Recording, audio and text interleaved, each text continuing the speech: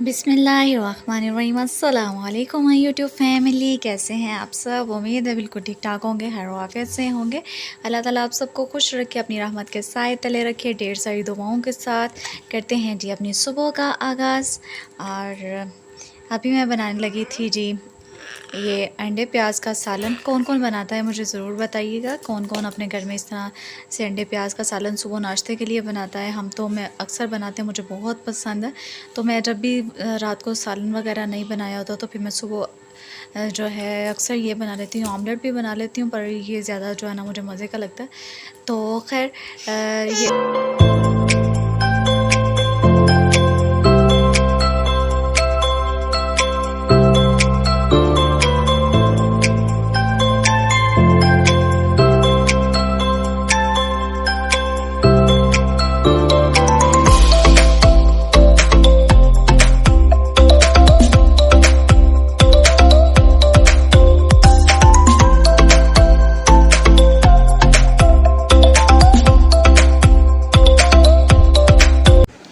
माशाल्लाह से जी हमारा अंडा प्याज का सालन बन चुका है। और साथ ही मैं बनाने लगी थी अभी पराठे। और हमारे 3 ही पराठे होते हैं, 3 नहीं 2.5 कर लीजिए, क्योंकि जो है 2 पराठे मैं बड़े बनाती हूँ और एक छोटू सा मीनू सा बनाती हूँ, कि ताकि जो है ना अगर ज़रूरत पड़े तो चलें जो है वो खा सकते हैं। तो बहुत ही मज़ा आता है मुझे तो ना पराठे के साथ अंडे प्याज का बहुत मज़ा आता। तो खैर अभी मैं बनाने लगी थी जी बल वाला पराठा। और इस तरह से मैं उबालते लेती हूँ, फटाफट से बना लेती हूँ मैं।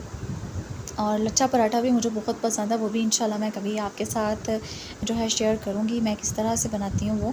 और ना एक चीज़ है कि जब इंसान को ना शादी से पहले ना जो चीज़ें नहीं आती ना बंदे को बनाना, मतलब मैं हंडिया वगैरह बना लेती थी ना, तो पर जो है शादी के बाद मतलब मुझे रोटियाँ वगैरह पराठे वगैरह बनाने पड़े, मुझे नहीं थे आते। क्योंकि मैं अपने घर में जब होती थी ना अपनी अम्मी की तरफ, तो तब मैं ना सालन वगैरह बना लेती थी। मुझे इस तरह की चीज़ें आती थी, पर रोटी वगैरह मेरे से सही नहीं थी बनती। और मुझसे अम्मी ने कभी रोटी बनवाई भी नहीं थी, और आटा भी गूँधना नहीं था आता मुझे ना।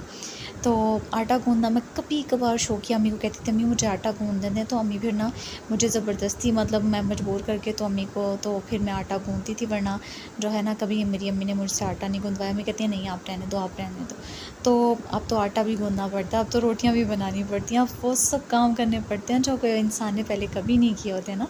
लड़कियां ख़ास तौर पे अपने घरों में जिस तरह से रहती हैं ना, उस तरह से वो आगे जाके वो चीज़ नहीं हो पाती है। पर मैं कहती हूँ कि अल्लाह पाक सबके नसीब अच्छे करे, और सबको ससुराल वाले भी अच्छे मिलें, कि ताकि उनको महसूस ही ना हो कि वो अपने ससुराल में अपने घर में देखें। काम तो इंसान ने करने होते हैं, ये तो बंदा कह नहीं सकता कि सारी ज़िंदगी जो आपने काम किया ही नहीं है तो वो करना ही नहीं है, ये तो बिल्कुल है ही नहीं है बात। तो सब इंसान को काम करने चाहिए, क्योंकि वक्त हालात का कोई पता नहीं होता इंसान को किस मोड़ पे ला खड़ा करे। तो हर काम आना चाहिए मैं तो कहती हूँ। और सारी ज़िंदगी इंसान की सीखने के लिए होती है, ये नहीं है कि शर्मिंदगी हो कि जी ये मुझे काम नहीं आता तो मैं किसी को क्यों बताऊँ मुझे नहीं आता। तो सीखने में ज़्यादा बेहतर होता है, ना कि वो इंसान जो है किसी से पूछने की वो अपने आप के तौहीन समझे कि मैं पूछ के क्यों करूं। तो पूछ लेने में खैर होती है, बड़ों की मशवरे ले लेने से खैर होती है। तो हर चीज़ में जो है आप अपने बड़ों को अपने साथ रखिए, अपने बड़ों की इज़्ज़त करिए, ताकि आपकी जो आने वाली नस्लें हैं ना उनसे भी आपको कोई फ़ायदा मिले। क्योंकि अगर आज हम नहीं ना करेंगे अपने बड़ों के साथ इस तरीके से, तो फिर कल को हमारे हमारे बच्चे भी हमारे साथ नहीं करेंगे। क्योंकि वो कहते हैं ना कि आपको जो है नेमुल बदल मिलता है, तो क्या हमने अच्छा बोया होगा तो अच्छा पाएंगे, बुरा बोया होगा तो बुरा ही मिलता है।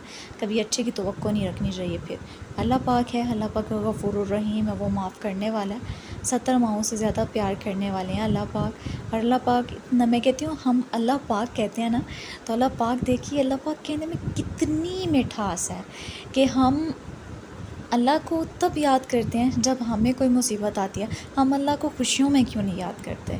हमें हर टाइम अल्लाह को याद करना चाहिए। वो अल्लाह पाक वो हस्ती जो कि हमें कभी नहीं भूलते। हम नाफरमानियों के अंदर हों तब भी अल्लाह हमें नहीं भूलते, और हम नाफरमानी करके उठे हैं तो हम जो है एक बार अल्लाह से तौबा करें तो अल्लाह पाक हमें खुशी की निगाह से देखते हैं। तो उस अल्लाह को हम कैसे भूल सकते हैं।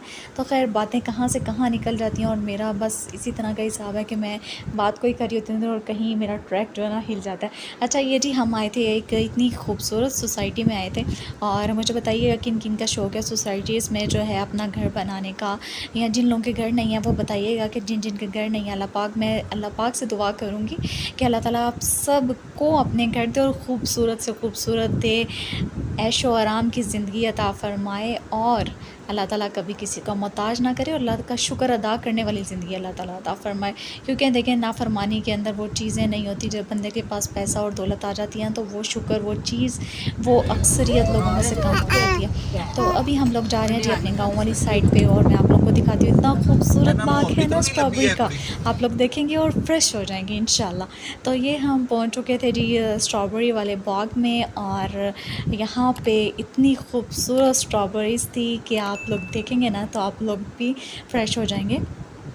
और इतना मज़ा आया ना हमें, मैंने तो उम्मे आयमन को उठाया हुआ था, तो जिसकी वजह से मैं सही से वीडियो नहीं बना पाई, क्योंकि आपको पता है फिर एक हाथ से हैंडल करना मोबाइल बहुत ही मुश्किल हो जाता है। तो मैं काम काम के मेरा हाथ, और मैंने साथ साथ वीडियो भी बनाई, और साथ साथ जो है जी क्या नाम है, अपनी बेटी को भी संभाला। ये देखिए कितनी खूबसूरत माशाल्लाह से स्ट्रॉबेरीज़ है ना, तो थी भी माशाल्लाह से बहुत मीठी, और ये केमिकल के बग़ैर थी। जब हम लोग वहाँ पर गए ना तो हमने उनसे पूछा कि ये जो है स्ट्रॉबेरीज़ जो हैं इनके ऊपर कोई केमिकल तो नहीं लगा, कि क्या हम इसी मतलब इस तरह खा सकते हैं इनको। तो उन्होंने कहा कि हाँ जी ये खा सकते हैं, क्योंकि ये वो अभी इनके ऊपर वो नहीं, हमने स्प्रे नहीं किया, केमिकल का स्प्रे नहीं किया, क्योंकि जो केमिकल वाली होती है ना तो उन स्ट्रॉबेरीज़ का साइज़ जो होता है ना वो काफ़ी बड़ा हो जाता है। तो आपने देखा होगा मार्केट में जो काफ़ी बड़ी वाली स्ट्रॉबेरीज़ होती हैं ना, तो यार वो बहुत ज़्यादा मतलब वो नुकसानदेह होती हैं, क्योंकि उनके ऊपर वो हुआ होता है ना, स्प्रे हुआ होता है। तो खैर ये हम स्ट्रॉबेरीज़ की अपनी भर के टोकरी लेकर जा रहे थे अपने घर के लिए। तो माशाल्लाह से ये जो है हम निकल चुके थे वहाँ से, तो फिर हम जो है ना मेरी बातों से बोर हो अपनी गए हो तो मतलब प्लीज़ मेरी बता नंद भी दीजिएगा, है, मेरी मैं ज़्यादा कज़न ना भी है, बोलूँ। जी तो उनकी हम तरफ आगे हम लेकर फ़लूदा जा रहे खाने, थे। क्योंकि पिंडी के अंदर हमें फ़लूदा नहीं इस तरह से मिलता, और ना ही लाहौर के अंदर मैंने दूसरा खोए वाला फ़लूदा खाया था, क्योंकि यहाँ पे ना हमें सब जो है वो कुल्फ़ी वाला खोए वाला फ़लूदा देते हैं, इस तरह से कोई नहीं देता। तो ये बहुत मज़े का और बहुत ही मशहूर है ये लाला मूसा का फ़लूदा, और हमने यहाँ पे बैठ के वो खाया, और मेरी बचपन की यादें ताज़ा हो जाती हैं ये खा के।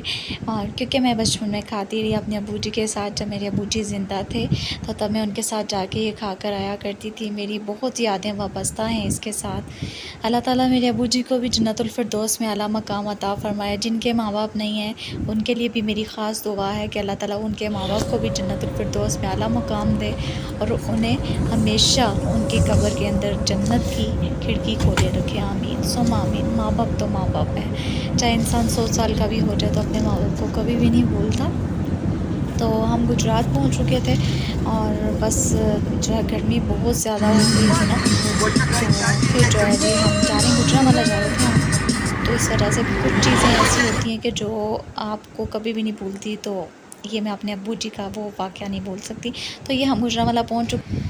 अच्छा जी, अगर आपको वीडियो पसंद आई तो मेरे चैनल को सब्सक्राइब करिए, लाइक करिए, शेयर करिए, और कमेंट करना बिल्कुल ना भूलिएगा, और लाइक मस्ट है, ठीक है ना। अपना ख्याल रखिए, अल्लाह हाफ़िज़।